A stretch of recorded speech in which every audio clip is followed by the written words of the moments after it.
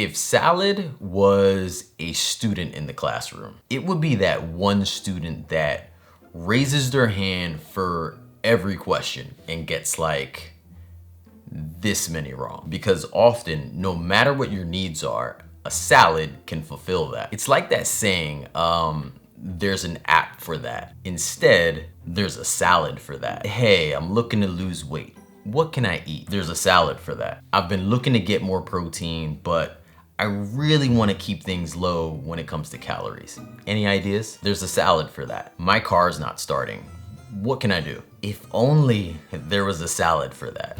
I actually don't even like salads. And I mean that as in, I actually prefer other options, and salad is really just at like the bottom of the list. To me, and you know, this isn't for everybody, but I truly feel like they're a must. To get my heart just drumming up excitement for a salad, I actually go beyond the basics. In this kale salad, we're doing a lot, and sometimes I actually do even more. I typically would never go just full on one leafy green inside of a salad. I may have a dominant green like the kale, but then I'll mix in like spinach or arugula, you know, just to mix things up. Or I'll go adding in like cucumbers or Brussels sprouts, you know, just something a little different. And there is such a thing as levels of salad eaters.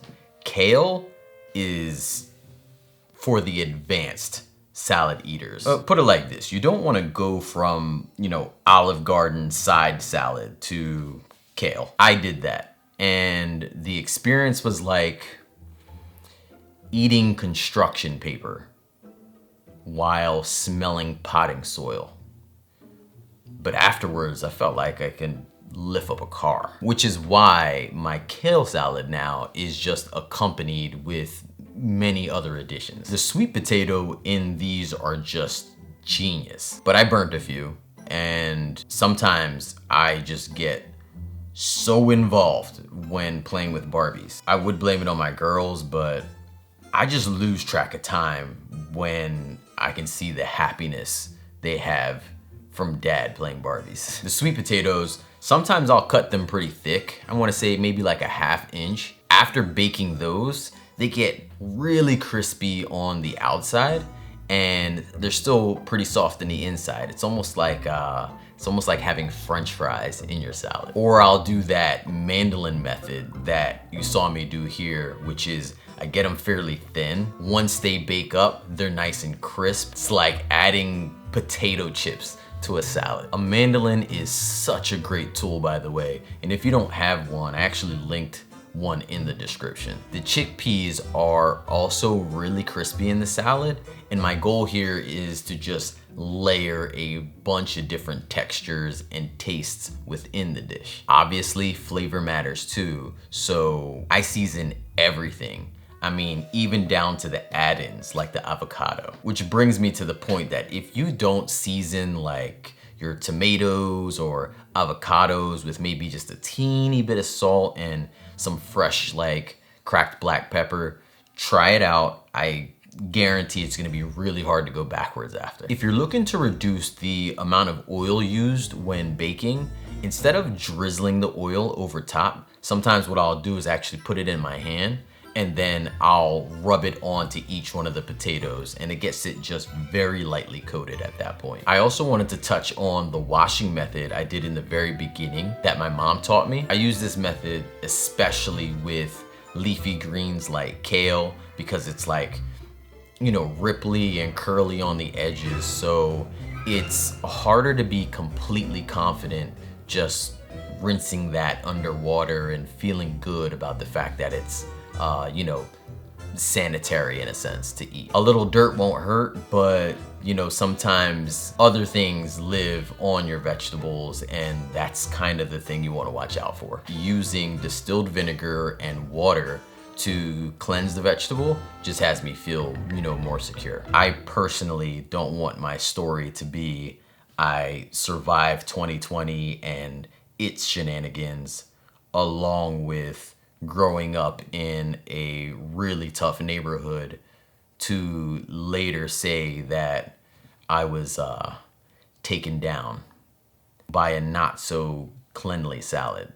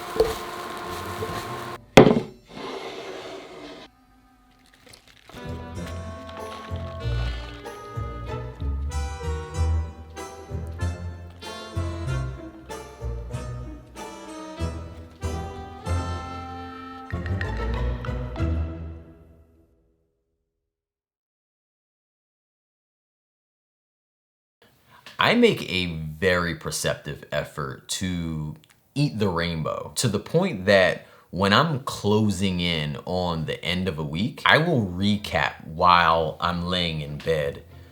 What colors have I not had enough of this week? I find it more effective than counting sheep, which I've also never met sheep before, but I hear they're really fluffy. Things that excite this grown man.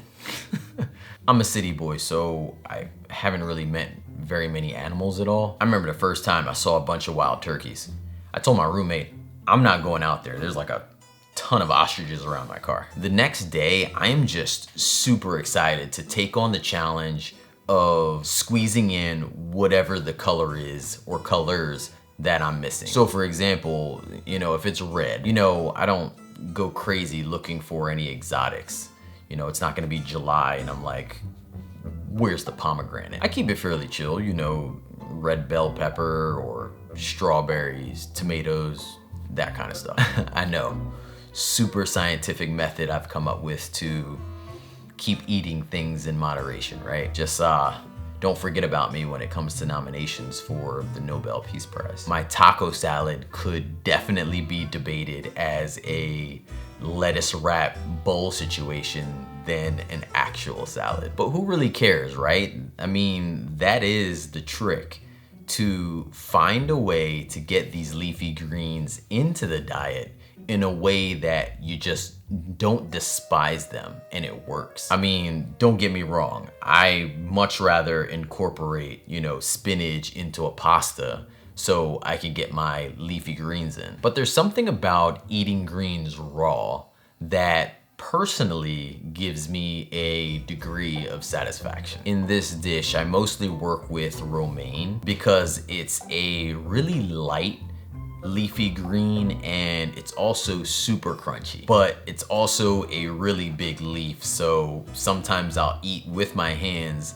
and I can kind of use it as a wrap. Nutritional value on that leaf is fairly light though, but I combat that by sneaking, some other things in there, such as like a little bit of spinach or something too. I find this salad as just a, good, fun, and just like overall jovial dish for the kids as well. The method I've used for the sunflower seeds, I've also done with walnuts. You can see that in another video that I'll also link here. You want the sunflower seeds to soak in water overnight for best results, but if you're like me and sometimes you forget, or you're doing it on a fly, just boil some water and pour it over the seeds instead. I chose sunflower seeds this time around because it really does help with that, summer feel.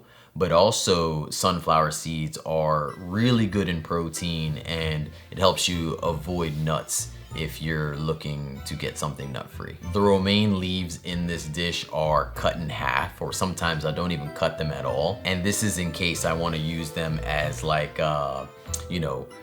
taco shells. Or if I know I just want to eat this with a fork, then I chop it up kind of like you would do in a burrito bowl. This salad, I almost never enjoy it with dressing. I usually go for like a very light sprinkle of some vegan cheese or nutritional yeast, and then I'll add on like a couple spoonfuls of fresh salsa. If you have a family or some friends over and you're looking to surprise them with this for Taco Tuesday, just don't. Things will go very bad. Just speaking from experience.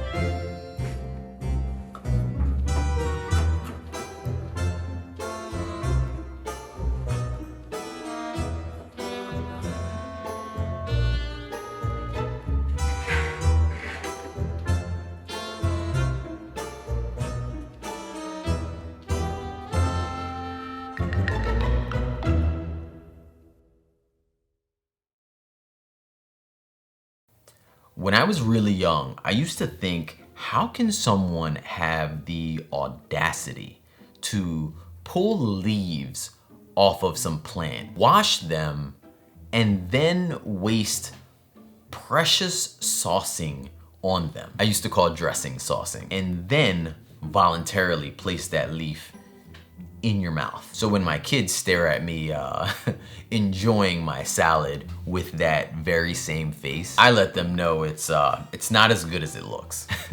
Their sigh of relief.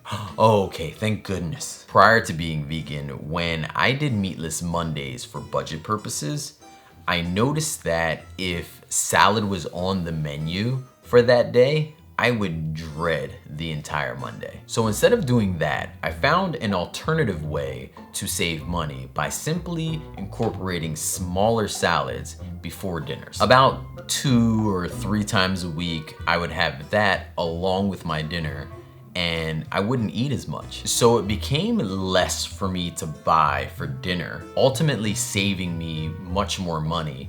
But also it took away that dread feeling that I had, because I wasn't eating an entire salad for my meal, but rather had just a small salad with a meal. But what I want you to understand from that, this is when my focus was really narrow when it came to creating salads. This arugula salad is the answer to, how do I put together the most basic, quick, but yet still interesting and filling salad? The dominant green of choice here is arugula, which has like a peppery, spicy kind of taste, then adding in a little bit of parsley in order to balance it out, as that's more earthy. I like this salad best with like a vinaigrette or more of a, a lemon style of dressing. It's also good topped with like a small shaving of vegan parm, and I have actually a homemade one